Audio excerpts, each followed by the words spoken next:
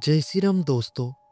दोस्तों, अगर आधी रात को तुम्हारे खेत के बीच कोई औरत सफेद साड़ी में खड़ी दिखे और जब तुम उसके पास जाओ तो उसके पैर उल्टे हो, तो क्या तुम समझ पाओगे कि वो इंसान है या महाराष्ट्र की सबसे खतरनाक आत्मा हडाल।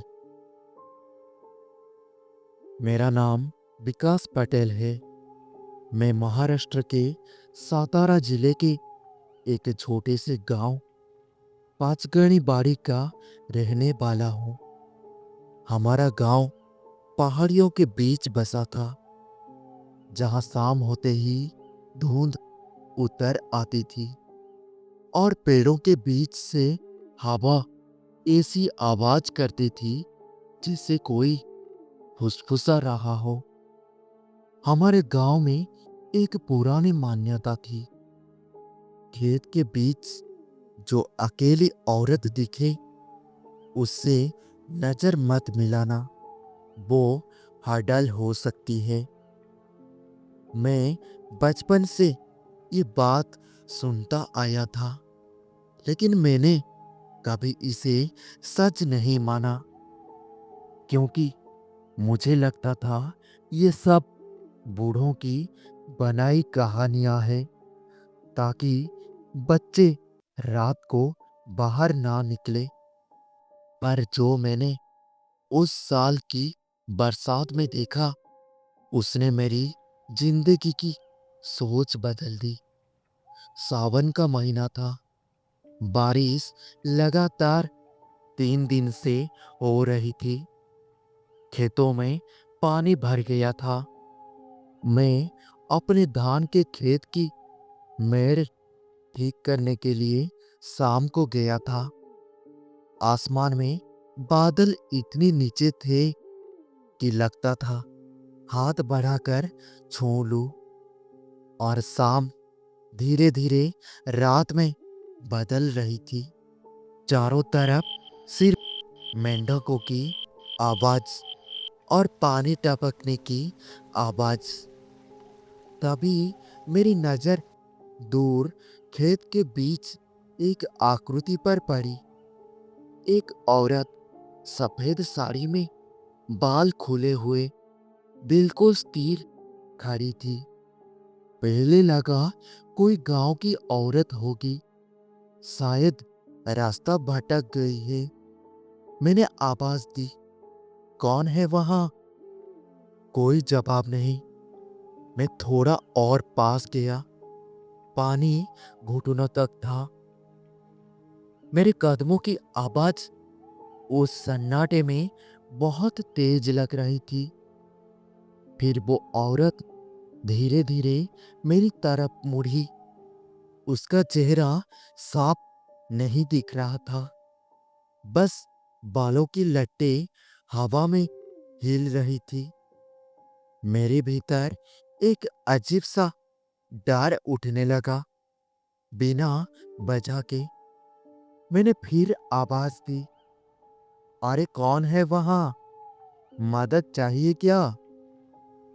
तभी वो अचानक मुड़ी और खेत की दूसरी तरफ चलने लगी। लेकिन उसके चलने का तरीका अजीब था। उसके पैर जमीन को छू तो रहे थे, पर जैसे फिसलते हुए आगे बढ़ रहे हो। मेरी रीढ़ में सिहरन दौड़ गई। और तभी मुझे दादी की बात याद आई, हड्डाल के पैर उल्टे होते हैं। मेरी सांसें तेज हो गई। मैं वहीं रुक गया और अचानक वो औरत गायब हो गया, जैसे हवा में घुल गई हो। मैं डर के मारे भागता हुआ घर आया। उस रात मुझे नींद नहीं आई। बारिश की आवाज, खिड़की पर टपकते पानी की बूंदें और दिमाग में वही सफेद साड़ी वाली आकृति। आधी रात को जब मेरी आंखें खुली तो मुझे लगा कोई मेरे आंगन में चल रहा है, जैसे कोई गीले पैरों से चल रहा है। मैंने हिम्मत करके खिड़की से झांका और जो देखा उससे मेरा खून जम गया। आंगन में गीले पैरों के निशान थे, उल्टे पैरों के निशान। दरवाजे की तरफ आते हुए मेरा गला सूख गया और किसी की परछाई दरवाजे के पास खड़ी थी। धीरे धीरे वो दरवाजा खटखटाने लगा। मैं अंदर हिल भी नहीं पा रहा था। फिर एक औरत की आवाज आई, दरवाजा खोलो, मुझे अंदर आने दो, बहुत ठंड लग रही है। वो आवाज इतनी मीठी, इतनी विनम्र कि डर और बढ़ गया। मुझे दादी की एक और बात याद आई। हडल घर के अंदर आने के लिए इजाजत मांगती है। मैंने सांस रोक ली, कोई जवाब नहीं दिया। करीब 10 मिनट तक खटखटाहट चलती रही, फिर अचानक बंद हो गई। अगली सुबह आंगन में सच में उल्टे पैरों के निशान थे। पूरे गांव में बात फैल गई। गांव के बूढ़े बोले, हडल जाग गए है। तब मुझे पता चला, कई साल पहले इसी गांव में एक गर्भवती औरत की मौत हुई थी। उसे उसके ससुराल वालों ने तांत्रिक के कहने पर मार दिया था। कहते हैं उसकी आत्मा हडाल बन गई और वो उन्हीं खेतों में भटकती है जहां उसकी लाश फेंकी गई थी। वही खेत मेरी खेत था। उसके बाद हर रात अजीब घटनाएं होने लगी। कभी खिड़की पर किसी के नाखून रगड़ने की आवाज, तो कभी आंगन में किसी के रोने की धीमी सिसकी, और कभी घर की छत पर किसी के चलने की आहट। कुछ दिन बाद मेरी माँ बीमार पड़ने लगी। बिना कारण बुखार, बेचैनी, और हमारी गाय रात को चिल्लाने लगी और कुत्ते घर के सामने आकर भौंकते थे, फिर पूंछ दबाकर भाग जाते थे। गांव के पुजारी को बुलाया गया। उन्होंने घर में पूजा की और कहा, ये हडाल तुम्हें पहचान चुकी है। तुम उसके खेत में गए थे। मैंने पूछा, अब क्या करें? उन्होंने कहा, जब तक वो किसी को अपने साथ ना ले जाए तो वो शांत नहीं होगी। मेरे पैरों तले जमीन खिसक गई। उस रात मैं जाग रहा था, हवा बिल्कुल बंद थी। अचानक दरवाजा अपने आप खुला और वो वही सफेद साड़ी वाली औरत दरवाजे के अंदर खड़ी थी। इस बार उसका चेहरा साफ दिख रहा था, पीला, सूखा, आंखें काली गड्ढे जैसी, और उसके पैर सच में उल्टे थे।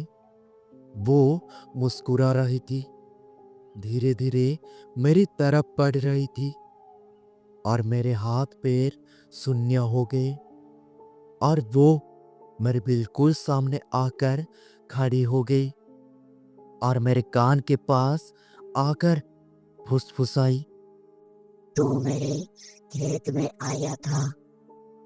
उसकी सांस बर्फ जैसी ठंडी थी और मैं बेहोश हो गया। सुबह मैं घर के बाहर खेत की मेड़ पर पड़ा मिला। मेरे कपड़े कीचड़ से भरे थे और मेरे पैरों के पास एक और जोड़ी उल्टे पैरों के निशान। गांव वालों ने कहा, अब ये तेरे पीछे पड़ेगी। उसके बाद जो हुआ वो सबसे डरावना था। मैं जहां भी जाता था मुझे दूर कहीं सफेद साड़ी दिखती थी, खेत में, रास्ते में, कुएं के पास भी। पर जैसे ही पास जाता था तो वो गायब हो जाता था। धीरे धीरे मुझे लगने लगा वो मुझे अपने खेत की तरफ खींच रही है। एक रात मैं नींद में चल पड़ा, सीधा उसी खेत की तरफ, कीचड़ में, बारिश में, बिना होश के। और जब मेरी आंख खुली मैं उसी जगह खड़ा था जहां मैंने उसे पहली बार देखा था, और वो मेरे सामने थी। इस बार उसके पेट पर गहरा घाव था, जैसे किसी ने चाकू मारा हो। और वो रो रही थी और बोली। मुझे न्याय चाहिए। अचानक उसने मेरा हाथ पकड़ा। उसका स्पर्श बर्फ जैसा था और मैं बेहोश हो गया। अगले दिन गांव के बुजुर्ग ने उस खेत में खुदाई करवाई और सच सामने आया। वहां एक औरत की हड्डियां मिली, गर्भ में बच्चे की हड्डियां भी। गांव में सनसनी फैल गई और उस औरत के ससुराल वालों के नाम सामने आए। सब कुछ सच था और उसका अंतिम संस्कार विधि से कराया गया। उस रात के बाद वो सफेद साड़ी कभी नहीं दिखी। पर आज भी जब सावन की रात होती है और खेतों में धुंध उतरती है, मुझे लगता है कोई दूर खड़ा होकर मुझे देख रहा है, क्योंकि हड़ाल कभी पूरी तरह जाती नहीं। वो बस इंतजार करती है किसी और के उसके खेत में आने का। अगर तुम्हें कभी महाराष्ट्र के किसी सुनसान खेत में सफेद साड़ी वाली औरत दिखे तो पास मत जाना, क्योंकि हो सकता है वो इंसान नहीं, हड़ाल हो।